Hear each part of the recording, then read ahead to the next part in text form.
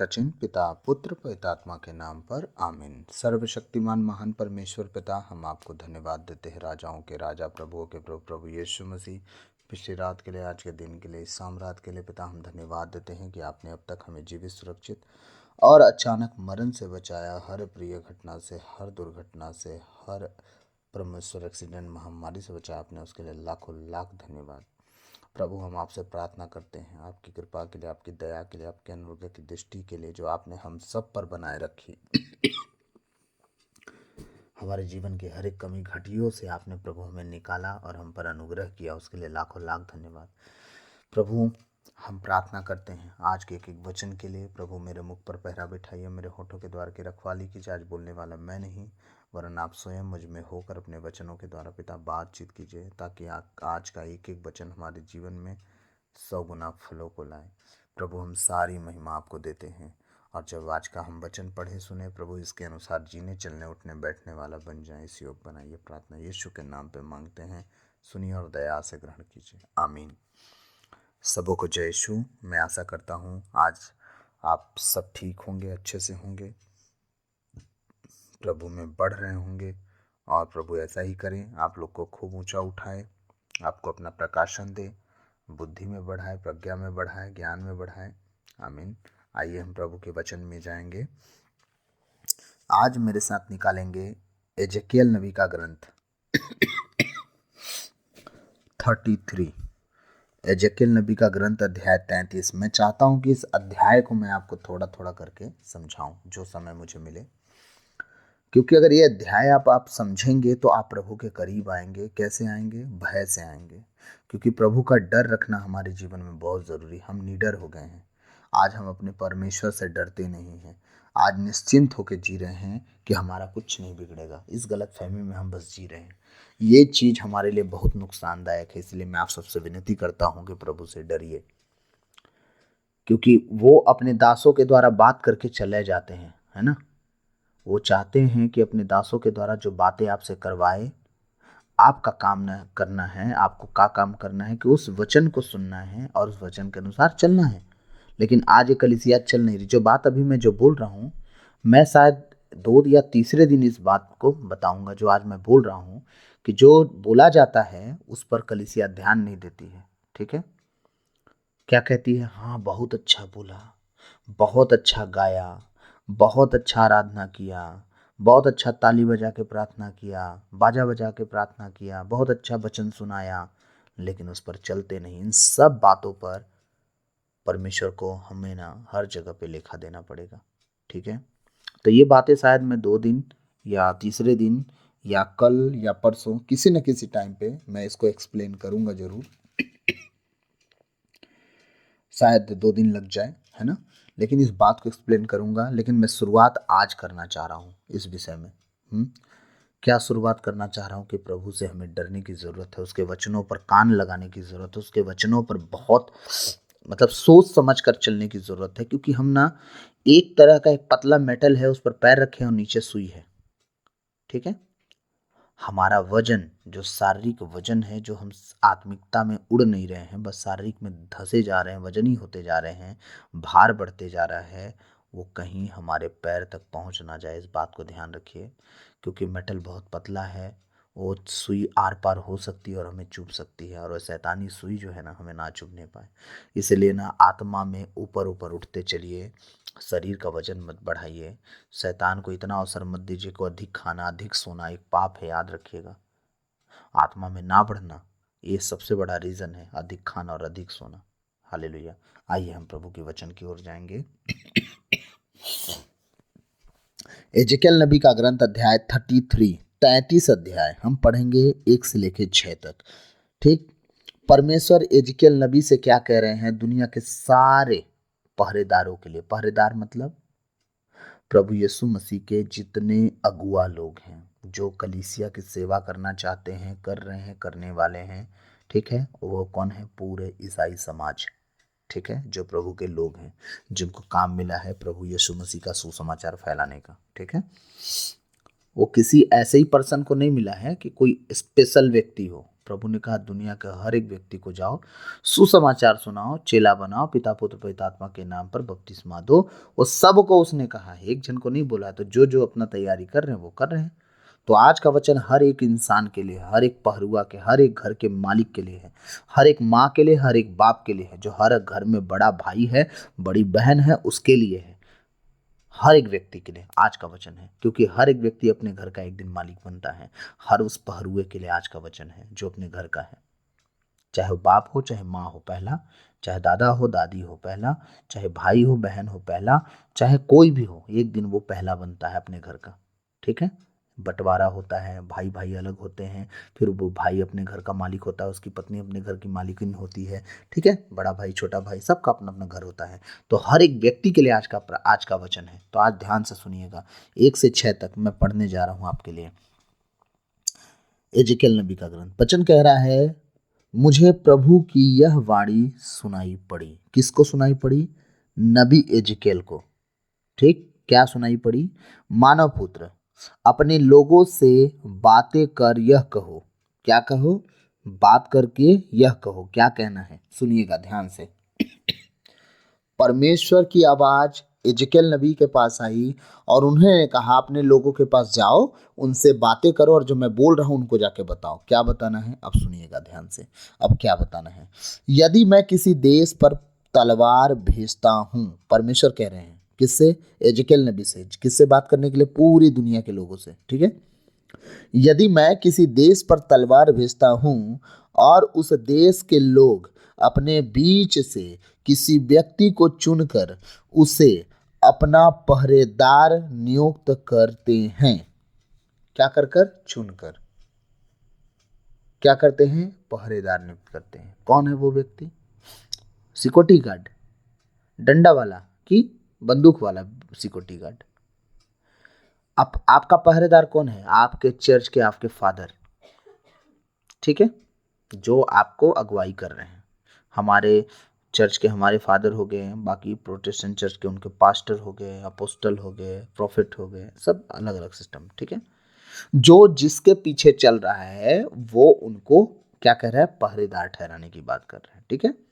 जिसको वो सुनते हैं, जिसके पास जाते हैं, जिनका वचन सुनते हैं, वो पहरेदार हुए। ठीक। यदि मैं किसी देश पर तलवार भेजता हूं और उस देश के लोग अपने बीच में किसी व्यक्ति को चुनकर उसे अपना पहरेदार नियुक्त करते हैं।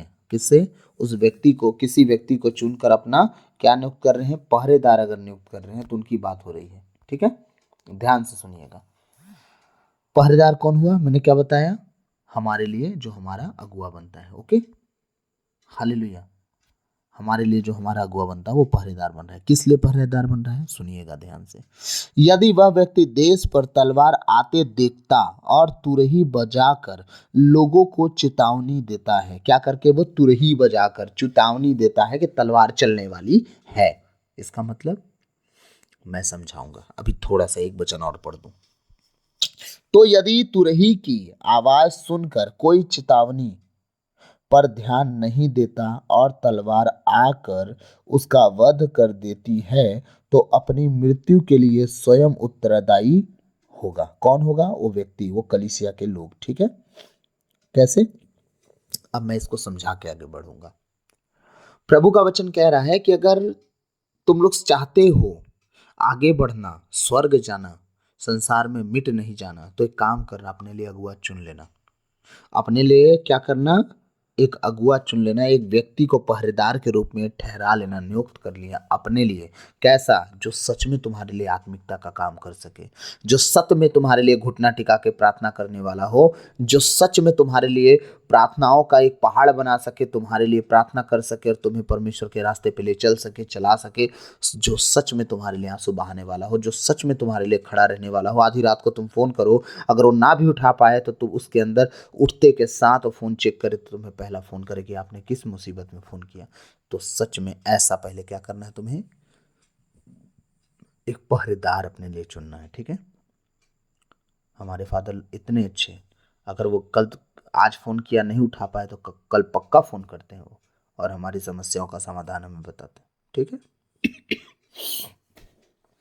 अब वो क्या कहना चाह रहे हैं, अगर तलवार चलने वाली होगी, कैसे चलने वाली होगी, कैसे पता चलेगा? अगर वो सच में आत्मा में जीने वाला व्यक्ति है तो वचन को पढ़ेगा और समय को पहचानेगा कि क्या समय चल रहे हैं। लड़ाई के दिन है, युद्ध के दिन है, तलवार के दिन है, मरने के दिन है कि जीने के दिन है, वो पहचानेगा और क्या करेगा, तुरही फूकेगा। तुरही फूकेगा मतलब वो आपको चिताएगा, आपको बताएगा, वचन दिखा दिखा के आपको समय समय पे अपडेट करेगा, नया करेगा आपको, और बताएगा देखो ये दिन चल रहे हैं, ये वचन चल रहा है, ये दिन चल रहे हैं, वचन चल, प्रभु ने कहा है, प्रभु ने कहा, प्रभु ने कहा, हो के रहेगा, तुम बात मानो, ऐसा मत करो, ऐसा करो, ऐसा ना करो, ऐसा करो। वो बताएगा, बार बार कहेगा ऐसा ना करो, ऐसा करो, क्योंकि दिन बुरे हैं। हाँ, वो तुरही फूकेगा मतलब बच्चनों की तुरही आपके कान में आएगी।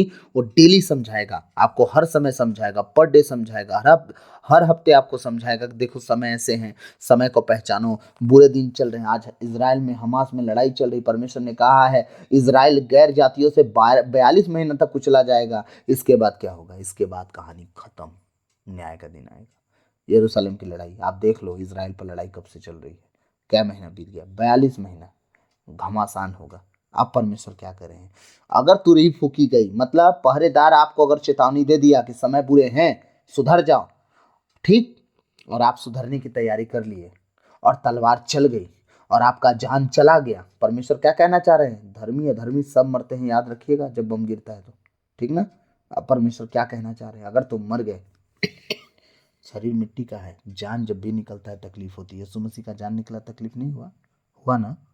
जिसकी भी जान निकलेगी तकलीफ होगा, क्योंकि शरीर आत्मा एक है, अगर निकलेगा तो दिक्कत होगी। लेकिन परमेश्वर का कहना है कि मिट्टी जिस तरह है, शरीर मिट्टी का बना है, मिट्टी मिल जाएगा, लेकिन तुम स्वर्ग के हो, तुम्हारी आत्मा स्वर्ग की है, स्वर्ग जाएगी। तो आप समझो, चौथा वचन क्या है, तो यदि, तीसरा वचन से मैं पढ़ूंगा, यदि वह व्यक्ति देश पर तलवार आते देखता और तुरही बजाकर लोगों को चेतावनी देता है, तो यदि तुरही की आवाज सुनकर कोई चेतावनी पर ध्यान नहीं देता और तलवार आकर उसका वध कर देती है, तो अपनी मृत्यु के लिए वह स्वयं उत्तरदायी होगा। किसकी बात हो रही है? अगुआ ने क्या किया, तुरही बचाया, क्या किया, वचन सुनाया, उसने क्या किया, बताया कि दिन जो चल रहे हैं बुरे हैं, घुटना टिकाने के हैं। अगर कलीसिया के लोग उसकी बात सुनकर नहीं माने और सच में तलवार चली, अगर सच में बम गिरा, सच में युद्ध हुआ, सच में किसी कारण अगर कोई व्यक्ति मरता है, तो याद रखिएगा वो पहरेदार के ऊपर परमेश्वर कोई दोष नहीं लगाएगा। क्यों? क्योंकि उसने वचन सुनाया था, उसने समय समय पर लोगों को चेतावनी दिया सुधरने का, उसने तुरही फूकी थी, लेकिन लोगों ने ध्यान नहीं दिया और मर गए। अपने मरने के जिम्मेदार वो आप हैं जो मर गए, ठीक। ये पहला कंडीशन है। अब हम दूसरा कंडीशन देखेंगे, ठीक है। तो अपनी मृत्यु के लिए वह स्वयं उत्तरदायी हैं, ठीक है। अब पांचवा वचन क्या कह रहे हैं, उसने तुरही की आवाज सुनकर भी चेतावनी पर ध्यान नहीं दिया। कौन? जो मर गया। वो तुरही की आवाज सुना, पहरेदार ने तुरही की आवाज, क्या बोलते हैं, तुरही फूकी, वचन सुनाया, चेतावनी दिया, लेकिन उन्होंने उसकी आवाज पर ध्यान नहीं दिया। अपनी मृत्यु के लिए वह स्वयं उत्तरदायी हुआ होगा, किंतु, अब देखिए किंतु, अब दूसरा कंडीशन, यदि उसने चेतावनी पर ध्यान दिया होता तो उसका जीवन सुरक्षित रह जाता। कैसे? हो तो मर न गया, लोहा में पैक हो जाता ना, अनंत जीवन के लिए उसका जीवन सुरक्षित हो जाता। कि जब कहा गया मन फिरा लो तो फिरा लिए, जब कहा गया पश्चाताप करो तो कर लिए, जब कहा गया घुटना टिका लो तो टिका लिए, जब कहा गया कि प्रार्थना में बैठ जाओ तो बैठ गए, जब कहा गया कि अपने प्रभु से बातें करो तो करने लगे, जब कहा गया वचन पढ़ो तो पढ़ने लगे। तुम्हारी बातें हाँ कि हाँ, नहीं कि नहीं हो तो हो गई। तुम सत्य बोलो, झूठ ना बोलो, तुम सारी बातों में ईमानदार बनो, आप बन गए। मैं सच कहता हूँ, परमेश्वर कह रहा है, बम गिरे, विस्फोट हो, परमाणु गिरे, तुम अगर यहाँ धरती पर मरे ना, जो क्षण भर की आयु मिली है उससे टेंशन मत लो, अनंत जीवन तुमसे नहीं छीना जाएगा। कह रहा है यदि, कह रहा है किंतु यदि उसने चेतावनी पर ध्यान दिया होता तो उसका जीवन सुरक्षित रह जाता। छठवां वचन कह रहा है, पर यदि वह पहरेदार, अब पहरेदार की बात ही आ रही है, कलीसिया की बारी चली गई, कलीसिया के बारे में बात हो गया, अब पहरेदार की बारी हो रही है। पर यदि वह पहरेदार तलवार आते देखकर भी सुरक्षित नहीं, तुरही नहीं बजाता, सॉरी, तुरही नहीं बजाता जिससे लोग सावधान हो जाएं, और तलवार आकर किसी का वध कर देती है तो भले ही वह अपने पाप के कारण मर जाएगा, किंतु वह पहरेदार उसकी मृत्यु के लिए उत्तरदायी होगा। सोच लीजिए, अब कलीसिया चाहे पाप में हो, चाहे गुनाह में हो, चाहे कुछ में हो, अगर परमेश्वर ने पहरेदार के रूप में आप अपने कलीसिया में अपने लिए अपने अगुआ को चुने। मैं ना किसी को टारगेट नहीं कर रहा हूं, मैं कह रहा हूं, सुनिए, सबके लिए बोल रहा हूं मैं। आपके घर में आपके माता पिता आपके अगुआ हैं, जो बच्चे हैं, ठीक है, वो आपके पहरेदार हैं। उनका काम है, प्रभु ने कहा है पत्नियों के लिए कि कलीसिया में पत्नियां चुप रहें, पतियों से सुने परमेश्वर की बातों को, वचन सीखें, अपने पतियों से सीखे, कलीसिया में हल्ला ना करें। ठीक है, ध्यान से सुनिए। तो ये सारी बातें किसके लिए अब आ रही है? पहले कलीसिया के लिए थी, लोगों के लिए थी, आम लोगों के लिए थी जो जैसा जी रहे हैं। ठीक है, अब दूसरा कंडीशन ये है, अगर पहरेदार है, आपने उसे अपना अगुआ बनाया है, अगर तलवार आते देख रहा है, ठीक है, और तुरही नहीं बजाता, वो आपको वचन से ताड़ना नहीं देता, आपको डांटता नहीं, आपको फटकारता नहीं, आपकी गलती देख के आपको चेतावनी नहीं देता, याद रखिएगा, आपके कान के खुजली मिटाने वाले मिल गए हैं आपको, कि आपको जैसा पसंद है वैसे सुना रहे हैं, हाँ हाँ सब ठीक है। आपकी गलतियों को देख के अगर वो आपको डांट रहा है तो याद रखना आपका भला ही चाहता है, और जो आपकी गलती को देख के अगर चुप है तो जान लेना आपको नरक में भेज रहा है। वो नहीं डांट रहा है मतलब आपका तय है, खत्म कहानी, आप बचोगे नहीं। तैयारी कर लिया है वो कि भैया हमको क्या करना है, इनको कुछ बोल दूंगा बुरा मान जाएंगे, इससे अच्छा कुछ मत बोलो। मेरे को बहुत सिखाया गया है कलीसिया को कुछ मत बोलिएगा, कलीसिया बुरा मान जाएगी, फिर आपको नहीं बुलाएगी। मैं कहता हूँ भैया माफ़ कीजिए, मुझे खुदा के घर में जाना है, कलीसिया के लोगों के घर में हिस्सेदारी जोड़नी नहीं जानी है, उनकी संपत्ति अपने नाम से लिखाने नहीं जाना है। मुझे परमेश्वर के सामने ईमानदार बनना है, लोगों के सामने नहीं। उनको दिखा के कोई फायदा नहीं होगा। कितने लोग आए चले गए, जैसी थी वैसी है, आगे कैसी रहेगी कोई नहीं जानता। क्या पता न्याय के दिन उनके जब खाल उधड़े तो समझ में आ जाए। मैं सच कहता हूँ, एक एक जन का न्याय होगा, चाहे वो जाति का हो चाहे गैर जाति का हो। परमेश्वर हर एक का हिसाब लेगा। मैं आप सबसे हाथ जोड़ के विनती करता हूँ, न्याय के दिन किसी का न्याय दया में नहीं होने वाला, आर पार वाला होगा। क्योंकि यीशु मसीह एक बार आए, मर गए, दूसरी बार मरने नहीं आएंगे। इसलिए मैं आप सबसे विनती करता हूँ, आप परमेश्वर के लिए ईमानदार बन जाइए। आने वाला दिन सच में आपके स्वर्गराज से आपको कोई नहीं वंचित करेगा। आपको अगर आज चेतावनी दी जा रही है कि सच में परमेश्वर के बेटे और बेटियों, आप परमेश्वर के सामने लव लगा के प्रार्थना करो। मैं सच कह रहा हूँ, निर्बलता, दुर्बलता, कमी, कमजोरी, बीमारी, गरीबी, लाचारी, सच कह रहा हूँ, धरती पर से सब खत्म हो जाएगा। आप आनंद मनाओगे और स्वर्गराज भी आपका होगा। आमीन। हाँ, पर यदि वह पहरेदार तलवार आते देखकर भी तुरही नहीं बजाता जिससे लोग सावधान हो जाएं, और तलवार या आकर किसी का वध कर देती है, कह रहा है कि अगर पहरेदार है और तुमने चुना उसे पहरेदार, अगर वो विपत्ति और तलवार देख रहा है आते, बम विस्फोट, तीसरा विश्व युद्ध, कुछ भी देख रहा है, अगर आपको चेतावनी नहीं दे रहा है और तलवार चल गई और तुम लोग अगर मर गए, अगर तुम लोग पाप में भी होगे, पाप के कारण भी अगर मर गए, कह रहा अगर तुम पाप कर करके भी तलवार के योग्य ठहरे अगर मर गए, चेतावनी ना देने वाला उसका हक, उसका दंड का कारण बनेगा। क्यों? क्या पता वो चेतावनी दिया होता, वो आपको बार बार वचन का ज्ञान दिया होता, आपको चेतावनी डांट के, फटकार के, हटकार के, हैं। पौलुस पौलुस क्या कहते हैं? वो कहते हैं मेरा तो मन कहता है कि मैं तुम्हारे पास, तुम क्या चाहते हो, मैं छड़ी लेके आऊं तुम्हारे पास? हाँ, वो डांट के, फटकार के, अधिकार के साथ अगर वो वचन सुना देते, क्या पता तुम में से किसी का जान बच जाता। अगर तुम मन फिरा लेते, पाप से माफी मांग लेते, परमेश्वर की ओर लौट आते, क्या पता परमेश्वर उन्हें माफ कर देता और तुम्हें ऊंचा उठा लेता। परमेश्वर का कहना है कि अगर तुरही फूकी जाए, तलवार आते, अगर तलवार आते देखे अगर तुरही ना फूके वो पहरेदार, तो जो व्यक्ति मरेगा, चाहे वो पाप में भले क्यों ना हो, याद रखना उसके पाप का मरने का वजह नहीं हुआ, वो तुरही ना फूकने वाला व्यक्ति बना कि उस मर गया। परमेश्वर कभी भी किसी अधर्मी को नहीं चाहता वो मर जाए, वो किसी व्यक्ति को नहीं चाहता कि वो मरे, कोई इंसान ना मरे, चाहे वो धर्मी हो अधर्मी हो, चाहता है सब अनंत जीवन के भागी हो। आगे वचन मिलेगा, मैं आपको जरूर बताऊंगा कि परमेश्वर अधर्मी के मरने से खुश नहीं होता, वो दुखी होता है। हालेलुया। मैं थोड़ा ज़्यादा समय ले लिया। आगे मैं ज़रूर इस वचन को कंप्लीट करूंगा और 2-3 दिन लगेंगे, लेकिन आप लोग अगर चाहते हैं कि मैं इस वचन को कंप्लीट करूं तो आप कमेंट में प्लीज़ ज़रूर लिखिएगा कि जो आपका मन करे आप लिखिएगा। और वचन आपके समझ में आ रहा होगा तो ठीक, नहीं समझ में आएगा कमेंट कीजिएगा। और सच में खरा सुसमाचार सुनना चाहते हैं तो प्लीज़ मैं आप सबसे विनती करता हूँ, कमेंट में लिखिएगा। मैं आपको खरा सुसमाचार सुनाऊंगा, किसी को खुश करने का सुसमाचार नहीं, मैं सच कहता हूँ खरा सुसमाचार सुनाऊंगा। आने वाले दिनों में जितना कट्टरता से खुदा इंसानों से बात किया है, उनका न्याय किया है, उन्हें राज्य दिलाया, उन्हें पराजय किया है, सब कुछ मैं खराई से सुनाऊंगा। आप सुनने के लिए अगर तैयार हो तो प्लीज़ कमेंट करें। अगर आप सुन लिए और मान गए, इसके अनुसार चल गए, मैं सच कहता हूँ सिर्फ खुदा मेरा स्वर्गराज में जीवन की पुस्तक में मेरी पत्नी बेटी का नाम नहीं, आप सबका नाम लिखेगा। मैं सच कहता हूँ, आप देखिएगा, उसके गवाह होंगे। आमीन। तो प्रभु आज के इन वचनों के द्वारा हम सबको बहुत आयत से आशीष दे। आमीन। God bless you. प्रभु आपको आशीष दे, आप बचे, आपका घराना बचाया जाए। सबको जय यीशु।